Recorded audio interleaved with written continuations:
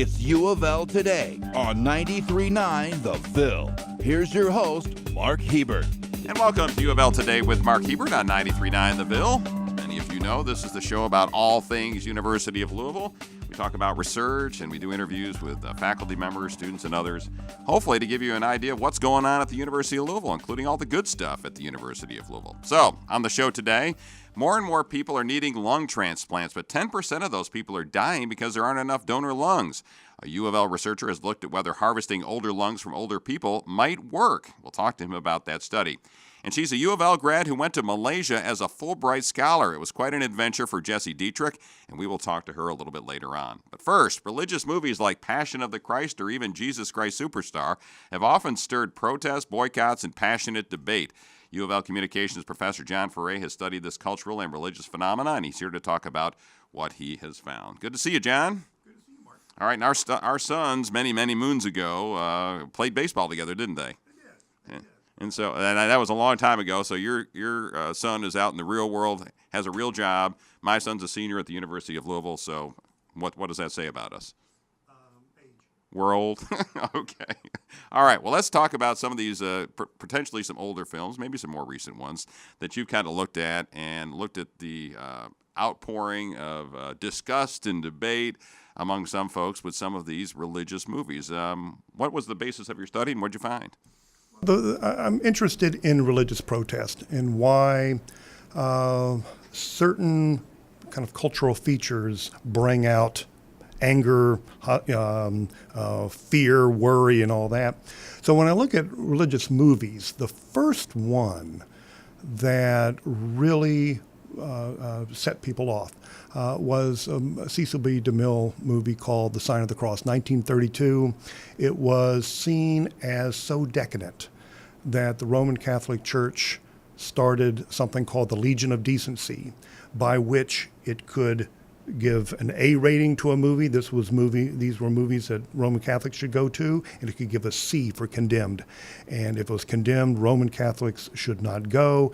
And that would mean if they were good, you would have 25% of the population that would stay away from a movie. So what kind of movie you would have what was in this movie, the Cecil B. DeMille film? It was so bad. Everything. It was seen as a redemptive movie, and actually Cecil B. DeMille had people reading the Bible on the set and all this kind of stuff. He was pretty, religious guy himself. But in order to show, or talk about kind of overcoming sin, then you had to dramatize sin, and that's what bothered people. So you have a nude woman taking a bath in goat's milk, and it's fairly revealing, not according to today's standards, but certainly 1932. Was it full frontal nudity? Almost. Half frontal nudity? Yeah, if you had a stop back then, might have been able to. Got a freeze frame? Yeah, okay. You might have been able to do that. There was homosexuality, there was lesbianism, there was bestiality, it was interesting stuff. There was one scene where a woman is on a spit and she's about to get eaten, being turned, and she's about to be eaten by an alligator. That was just too much. It was seen, we can talk about sin, but maybe in the abstract, we certainly don't show it that way. And the Roman Catholics decided they were going to start the Legion of Decency in 1933. So 32 is when this movie came out. So how long did that last that the Roman Catholic Church had some power over, they're telling their people, don't go see this movie? Through the 60s, for sure.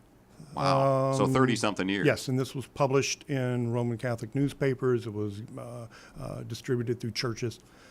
Did it work? I mean, did fairly, folks quit showing up? Did they boycott these movies? There was a lot. Yeah, you didn't see too many movies like that, probably until the 1960s. Talking with John Ferre, who's a communications professor at the University of Louisville, and we're talking about religious films and sometimes the fervor they cause. Well, of course, the one that I remember was The Passion of the Christ and all the hubbub that caused. So take us back to, what year was that, 88 maybe? Ooh, Passion of the Christ? 2004. Take us back to 2004, what the movie showed and what got people so upset, some of the folks on the religious right. Actually, a lot of the folks on the religious right really liked the movie.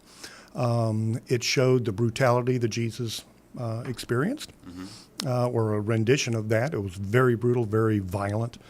It was the Stations of the Cross. A lot of people kind of missed that part of the movie. What bothered a lot of people, of course, not only was the violence, but it was seen as anti-Semitic. Yeah. And so my read of that one is that Mel Gibson did a very good job at early publicity. He wanted to stir controversy because it would sell tickets. And what happened is that people were bussed into theaters, that all of the seats had been bought.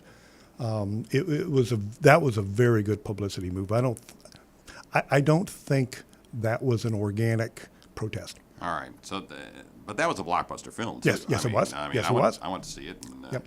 And back to 88, The Last Temptation of Christ. What was the problem with that one, and why did that cause such emotions in some folks? Well, the author of that book had been excommunicated because he had a unorthodox view of the divinity of Christ.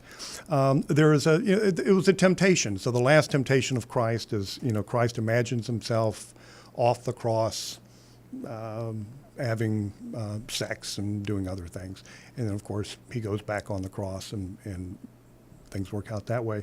I can tell you an interesting story about that one. I required my students back in the day to see that and to write about it. And that's when they had video stores. So one of the ways of protest it was never really written about is that people couldn't get them they couldn't rent them because people who didn't like the movie would rent them and destroy them. Oh, really? Never return them, huh? And never return them. Not worried about the late fees, I guess? No, my favorite one, the student came in, she told me, she says, I have never done this for another class ever. And she was a very devout, very sweet young woman, and she went to her video rental place over in Indiana and said, I wanted to see The Last Temptation of Christ. And he says, it's in that room, and she walks into this room. And, of course, this room was for the restricted pornography. Adult movies, yeah. Yes.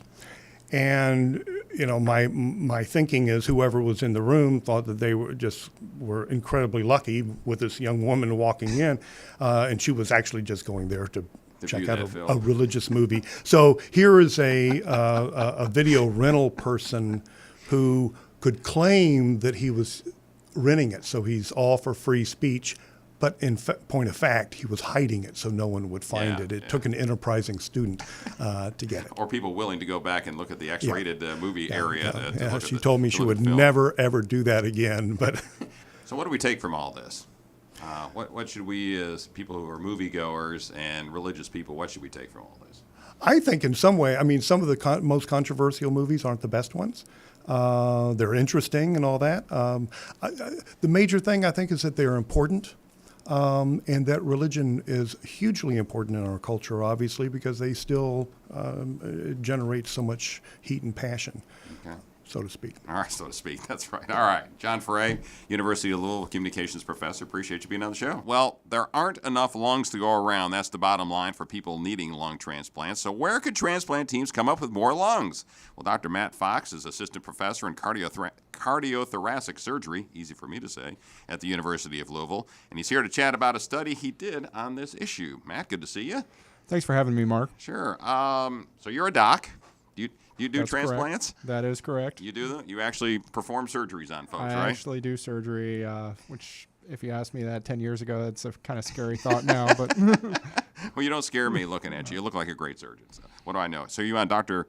Victor Van Berkel's team? Is that one of the teams? Yeah, he's my partner. He's my senior partner. We're surgical directors of the lung transplant program, which is done in conjunction between University of Louisville School of Medicine and Jewish Hospital. Right, gotcha. So I know a little bit about lung transplants. What I don't know is whether you can use old lungs from old guys and old women to transplant into young folks who need a lung transplant. But you've looked at that, so tell me what you found. Sure. So we did this study because there's a huge disparity in the number of lungs available for donation and the number of recipients.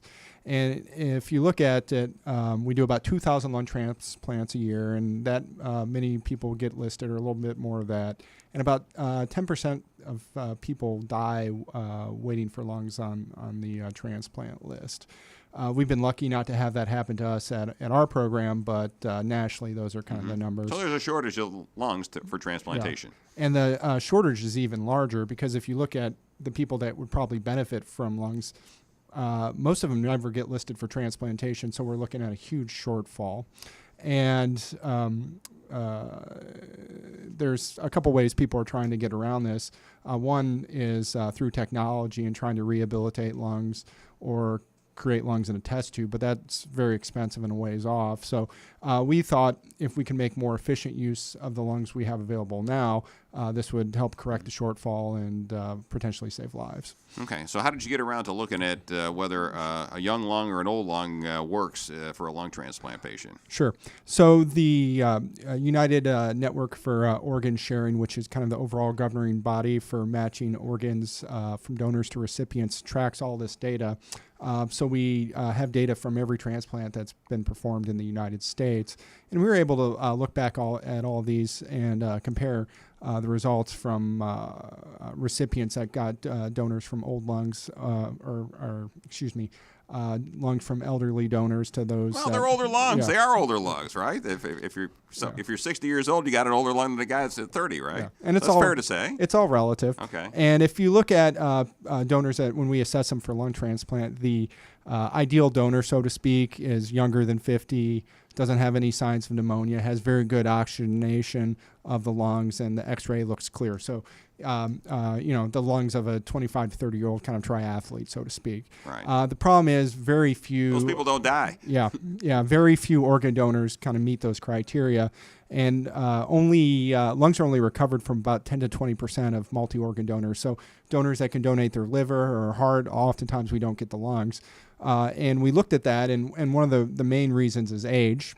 So we looked, can you use the lungs from older donors? And our data suggests you can. There's a couple caveats. Obviously, if the donor has emphysema or other issues, we still wouldn't recommend using them.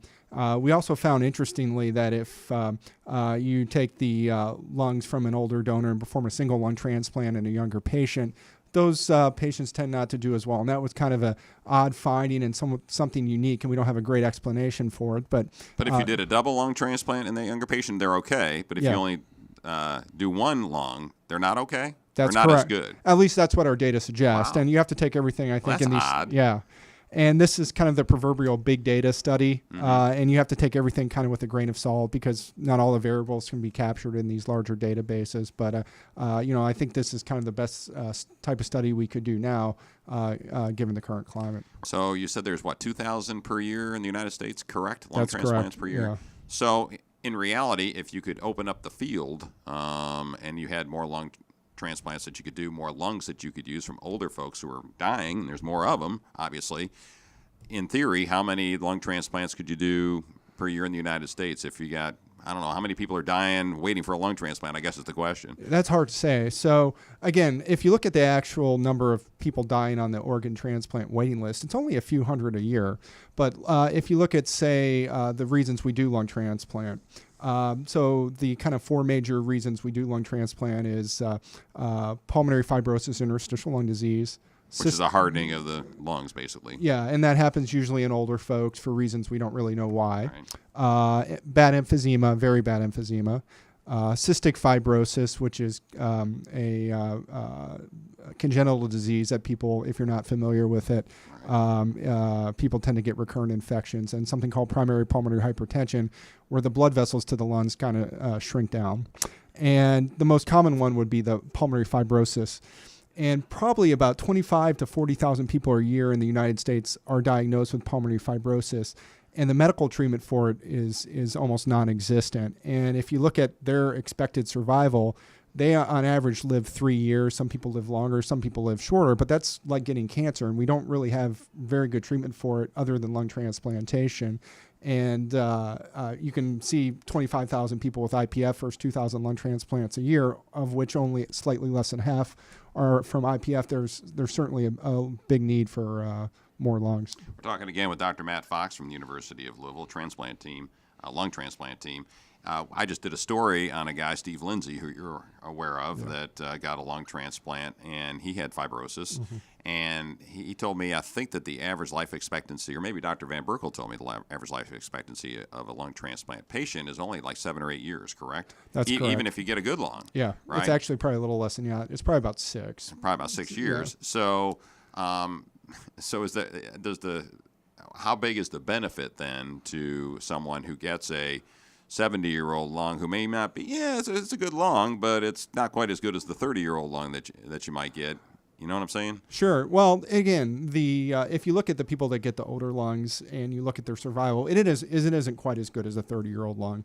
But if you look at the 5-year survival for people with, say, a 30-year-old lung, about 55 to 54% of them are alive around 5 years. If you look at the survival for people who get a 60 to 70-year-old lung, it's about 48%, 47%. So not that different. It is probably a little worse, but not that different. And unfortunately, the patients, while they're waiting for their lung transplant as well, really don't have much of a quality of life. So there's two kind of components for reasons to do the transplant. One is to improve their survival, and then the other reason is it is just terrible not being able to breathe. I mean, nobody really understands that, and people don't really appreciate that until you have trouble doing it. And you talk to all these patients that receive them, and they're very happy afterwards. Yeah, Steve Lindsay described it as trying to suck through a coffee stirrer straw. That's how much air he could get into his lungs at the time. Now he's running half marathons. Yes, yeah, so he's doing okay. He's doing great. Yeah. So he's doing just fine. Well, let me ask you a couple more questions. Number one, how is the lung different from a heart or a liver or something else or a kidney that you can do a transplant on? How is that organ fundamentally different? So the lung's the only thing that's really exposed to the environment out of all those organs. So if you look at because you're breathing in the air. Yeah. Okay. So it's more sensitive to infection, which is one of the Achilles heels of transplantation.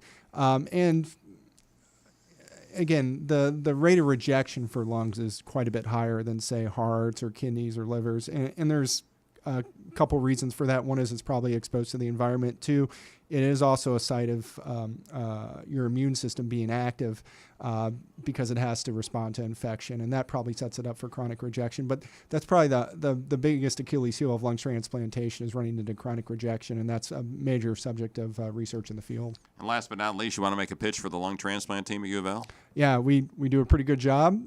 Actually, we do an excellent job. I think all of us really believe in what we do.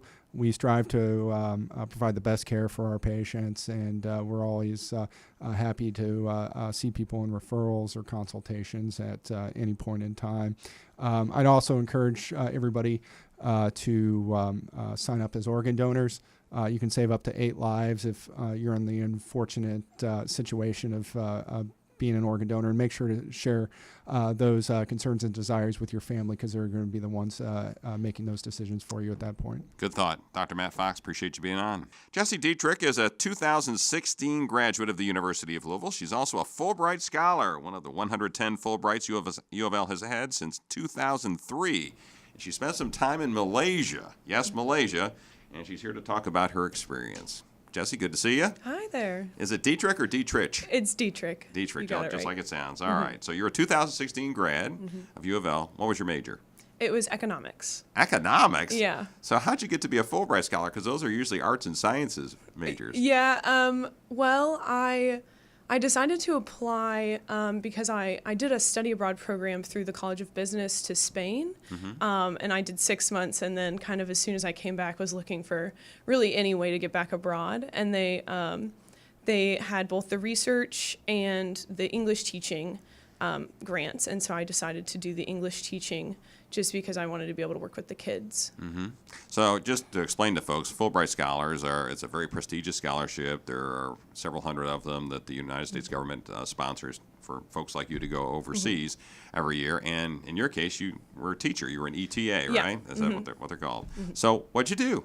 Well, I taught in a Malaysian middle school or high school. It was a public high school from students that were any age from 14 to 17, and worked with the kids doing like English courses, teaching them grammar, getting them engaged in English, playing games with them, getting them to do things that would expand their vocabulary and stuff like that. And what language do they speak in Malaysia? Because I have no idea. They speak Malay, but I was in a rural area where there are a lot of native people, so in my area they also spoke 3 different indigenous languages, which were Dusun, Bajau, and Iranun. So you had to learn those dialects? Yeah, I actually learned a lot of Iranun because I spent the second half of the year living with a family, and they taught me that. But a lot of my students would just shout out words, and I'd get really confused because I'd be like, is that Bajau? Is that Malay? Can you at least specify a little bit? And so why would a student from the University of Louisville, and where are you from originally?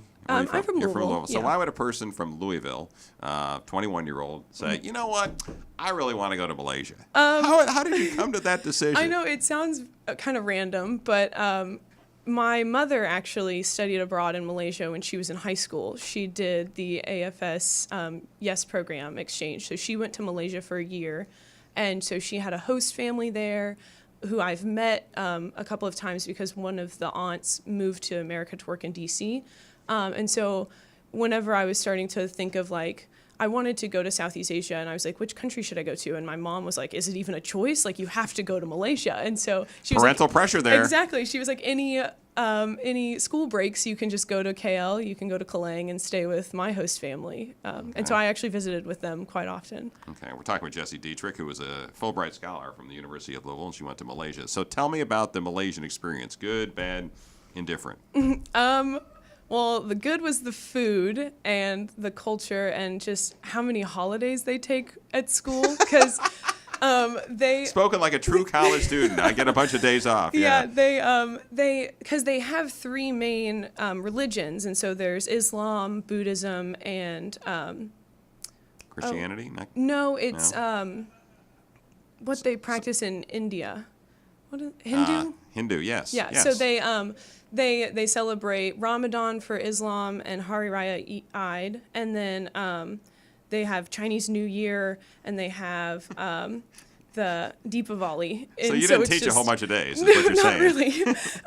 But Okay, there so were that was many the weeks good. What off. were some of the other good? You said the food. Mm-hmm. Food was really good. Yeah. And living with the family, them teaching me how to like eat with my hands and just like sit on the ground and just like have parties and always sharing. And the best habit that I learned from them was to always bring a Tupperware with you whenever you go to a party, because then you get to take home leftovers. Okay, you talked about some of the good stuff, and the kids, I assume, were a positive. I Yeah, assume you enjoyed the absolutely. students. Okay. Yeah. What were some of the negatives? What were some of the downsides of some of the things you had to go through? There was a lot of culture shock and just like rolling with things, and so like being a woman in a more Islamic country was a little hard, because although they were more liberal where I was staying, there were still some roles that I wasn't quite comfortable with and had to adjust like my identity to fit in with them, as well as like ask them to kind of accommodate me. So what, do you have a specific that you can mention? it was mostly in the family. So because I got very comfortable with them, I slept there every like 4 or 5 nights out of the week for 7 or 8 months. And just like the one really subtle thing was if we were all sitting around, and I had 3 brothers and 2 sisters, but one sister had already moved out. If it was just me and the brothers sitting around texting and doing whatever, just having a relaxed day after school, they'd like walk up to me and they'd be like, Jessi, why are you being so lazy? And I'd be like, well, Ami's doing the same thing. And they'd just be like, no, he's fine. And I'm like, but why am I the only one There was that's a double lazy? standard here. Yeah, there were double for the guys standards. and the girls. Yeah. Okay, I got you. Did you feel like you were a representative of the United States at all times, that people were looking at you and paying attention to what you did, or Yeah. did you not feel that way? Absolutely, yeah. They often just kind of lump all white people together, but they would ask me a lot of questions about Trump. They would be very curious about California and New York, and just sharing my home. And like I shared bluegrass with my students, and the Kentucky Derby, and all of those cultural things that we have here in Louisville. They were all very fascinated by all of that. We're talking again with Jessi Dietrich, who is a Fulbright Scholar from the University of Louisville, graduated in 2016. You also took it upon yourself to develop some English camps and do some other things with the students. What are some of the things that you organized and were really out there trying to be proactive on? Yeah, I did 2 or 3 quite large English camps. We did one that was a statewide camp, and it was where we each of the schools with ETAs in it got to take 5 students up a mountain in Sabah.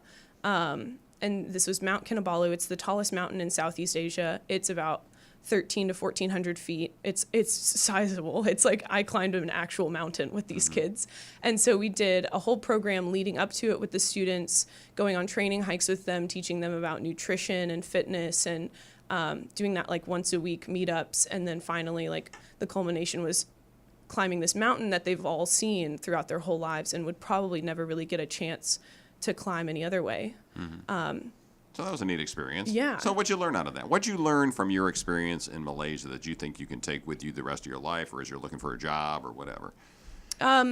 Just that, like, really anywhere you go, there are people willing to work hard for what they want and what they want to achieve, and that if there is passion and devotion to a cause, then it can get done. And you just have to ask the right people. You have to and keep asking, even if they say no the first time, and just really, and like do stuff that's worthwhile for people who can't necessarily do it on their own. Gotcha. I was remiss in not asking you the follow-up question just a minute ago when you talked about Trump. So what's the Malaysian view of what's going on in American politics right now? So, some of them are very hesitant, especially because while I was abroad, Trump did the ban on allowing people who are Muslim into the country. Right. And so just trying to talk about that and explain that although he has done something like that, not all Americans view the situation the same, and that just being like cautious of the fact that like there are some people who do really believe stuff like that, but that I would say the majority don't. Right, that there's disagreement in America. And don't just the actions of the president, whoever it is, doesn't necessarily speak for all Americans. Exactly. Yeah. Okay, and you can disagree with them in America and Right. get away with it. All right, last question. What'd you learn at the University of Louisville that you think has helped you on this journey that you've been on? Really buddying up to your professors. I loved all the advising at the University of Louisville, especially the College of Business. I was really good friends with Steve Goman, still talk to him a lot about the Economics Reading Club and the events that go on at the Schnatter Center.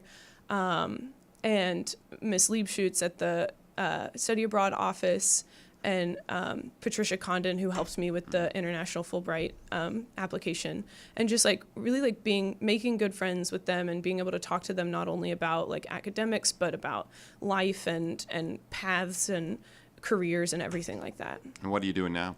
I work at a leather goods shop. Okay. And here it's a local business, so my 2 friends are the entrepreneurs that started it, and I was their first full-time employee. Okay. So I make leather goods. All right. And And is that what you want to do, or you got goals to Absolutely. do something? Okay. No, I love it. I love the small scale of the company. I love watching it grow. And it's a lot of like managerial independent work because we are such a small company that I'm not just like producing goods. I'm not like just a manufacturer, but I'm also helping with sales and production and sourcing and logistics and everything. It's like business and craft all in one. So you're using that degree from the business school Absolutely, to yeah. its finest. Okay, very good. Jessi Dietrich, good to see you. Thanks for listening to UofL Today with Mark Hebert, and go Cards.